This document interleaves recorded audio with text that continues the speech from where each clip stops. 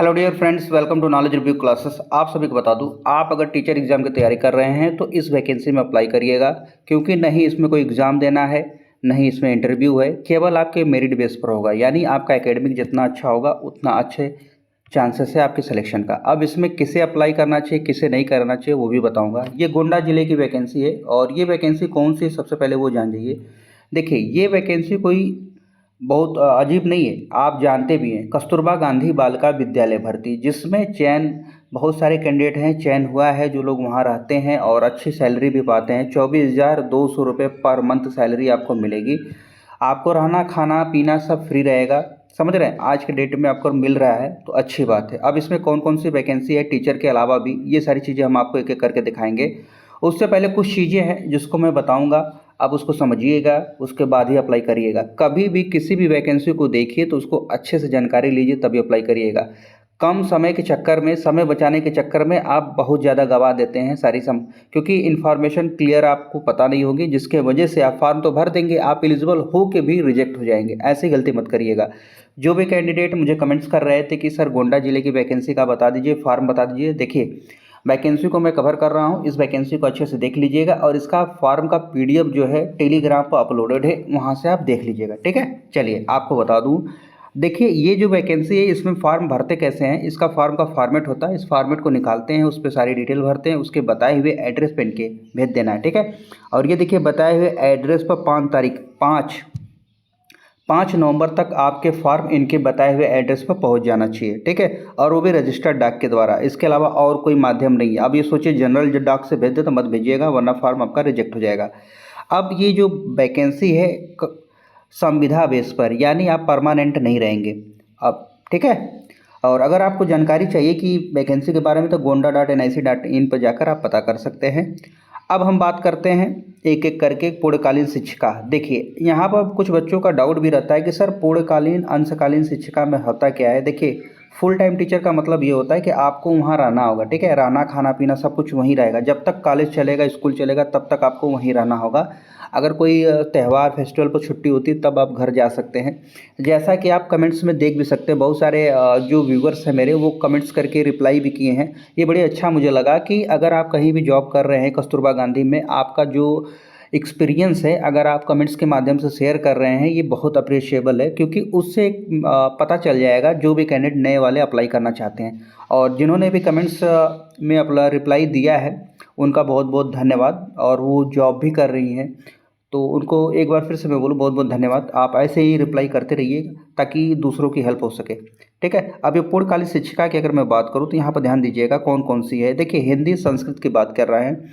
आप देखिए सबसे पहले मैं बता दूँ, अगर आप पूर्णकालीन शिक्षिका की बात करें 6 to 8 की बात किया जा रहा है। अब 6 to 8 की बात अगर जब भी किया जाएगा तो 6 to 8 में एक चीज़ तो कॉमन है, आपको पता होना चाहिए कि आपका ग्रेजुएशन होना चाहिए, साथ में आपके पास बीएड होना चाहिए, ठीक है। उसके बाद सीटेट पेपर सेकंड क्वालिफाइड होना चाहिए।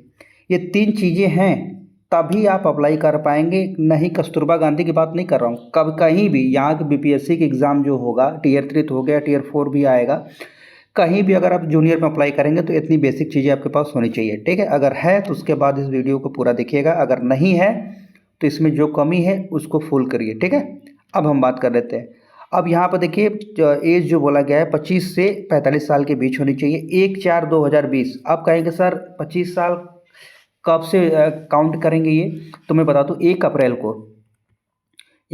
को आप 1 अप्रैल 2024 को 25 साल के हो जाने चाहिए तो ही आप अप्लाई करिएगा, ठीक। अब आगे हम आते हैं, ध्यान से देखिए। पूर्णकालीन शिक्षिका, इसमें अंग्रेजी का भी है, गणित का भी है, ध्यान से देखिएगा। यहाँ पर विज्ञान का भी है, गणित का भी है, अंग्रेजी का भी है। टोटल 14 पोस्ट है, मतलब पोस्ट काफ़ी अच्छी है। और यहाँ देखिए अंशकालीन शिक्षिका, ठीक है। अब यहाँ भी डाउट होगा, अंशकालीन मतलब कुछ समय के लिए, मतलब जब तक क्लास चलेगी तभी तक रहना, हो सकता है आप बाहर भी रह सकते हैं इसमें। अगर जो भी कैंडिडेट्स अगर अंशकालीन शिक्षिका के पद पर हैं, अगर पढ़ा रही हैं तो आप कमेंट्स करके हम बता सकते हैं मेरे व्यूवर्स को, और ताकि आप गाइड कर सकते हैं लोगों को कि हाँ अंशकालीन शिक्षिका क्या होता है। ठीक है। अब यहाँ देखिए कंप्यूटर की बात किया, स्काउट गाइड और शारीरिक शिक्षा की बात करें, कला क्राफ्ट। जो भी कैंडिडेट एक कमेंट्स करती थी कि सर कला क्राफ्ट इन सब के बारे में आप नहीं बताते, कला क्राफ्ट, संगीत, गृह शिल्प, ये सब में भी देखिए बोला गया स्नातक होना चाहिए, साथ में कंप्यूटर में प्रशिक्षित स्नातक होना चाहिए। स्काउट गाइडिंग और शारीरिक बीपीएड या सीपीएड या डीपीएड है तो भी चलेगा। 12,181 रुपया मिलेगा, 25 से 45 साल। ठीक है, और प्रशिक्षित स्नातक होना चाहिए, ये सारी चीज़ें। उसके बाद बताया जाए शिक्षिका, और देखिए उर्दू के लिए भी वैकेंसी है। अगर आप उर्दू के लिए अप्लाई करना चाहती हैं तो अप्लाई कर दीजिएगा, उर्दू में बीए किया हो। ठीक है, उसके साथ एलटी या कोई बीटी या बीएड या बीएड होना चाहिए समकक्ष। ठीक है, समकक्ष अथवा शिक्षा में डिग्री या डिप्लोमा ये सब होना चाहिए। 13,200 रुपये, और एज तो आपको पता ही है। उसके बाद देखिए लेखाकार की भी वैकेंसी है, सहायक रसोइया की वैकेंसी है, चौकीदार की वैकेंसी। अगर मैं बात करूं सहायक रसोइया और चौकीदार की, तो इसमें बोला गया 8 पास होना चाहिए, मतलब आपने 8 पास कहीं से किया है, और एज 25 से 45 साल के बीच है तो अप्लाई कर सकती हैं। इसमें केवल महिलाएं अप्लाई कर सकती हैं, मेल अप्लाई नहीं कर सकती, इस चीज़ का ध्यान रखिएगा। और यहाँ पर देखिए सारी चीज़ें यहाँ पर मेंशन की हुई है।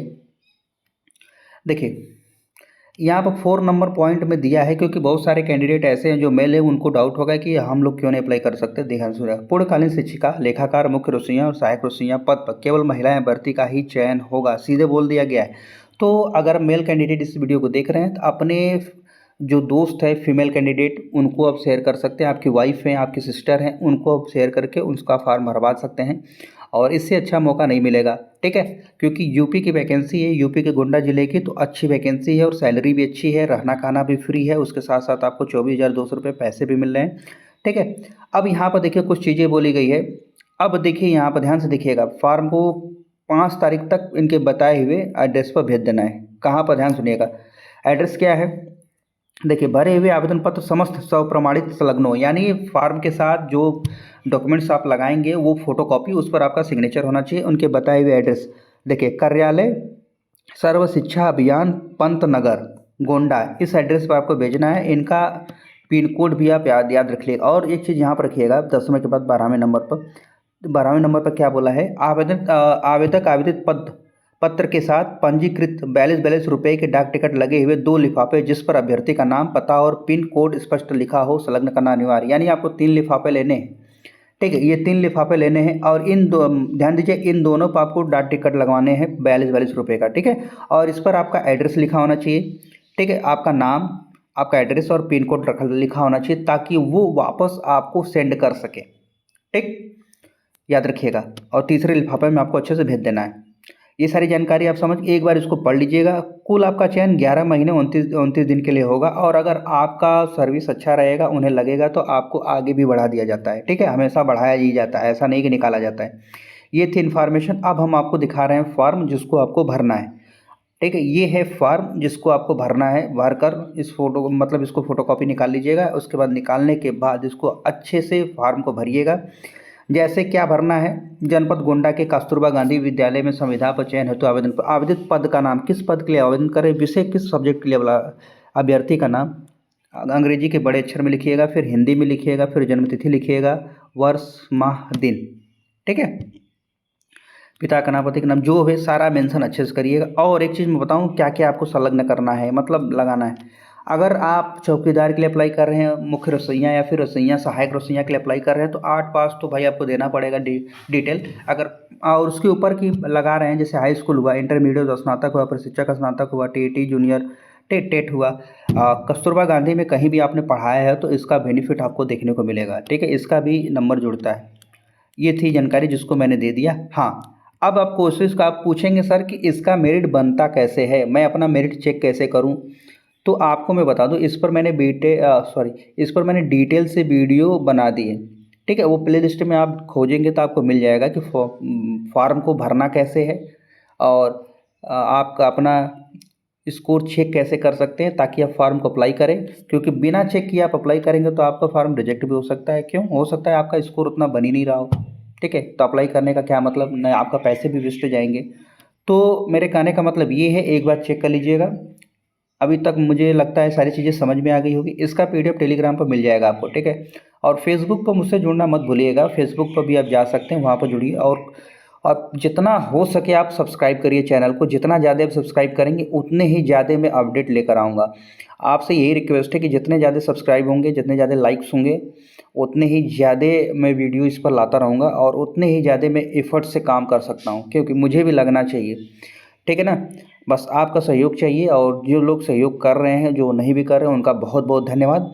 अभी तक वीडियो देखा है आपका बहुत बहुत धन्यवाद। मिलते हैं नेक्स्ट वीडियो में। अपना ध्यान रखिए, स्वस्थ रहिए, मस्त रहिए और दूसरों की सहायता करते रहिएगा, क्योंकि दूसरों की सहायता में ही एक बोलते हैं ना किक, या बोला जाए एक संतोष समझ में आता है। ये आपको समझ में तब आएगा जब आप मेरे लेवल से सोचेंगे तो, क्योंकि कर भला सो हो भला। धन्यवाद।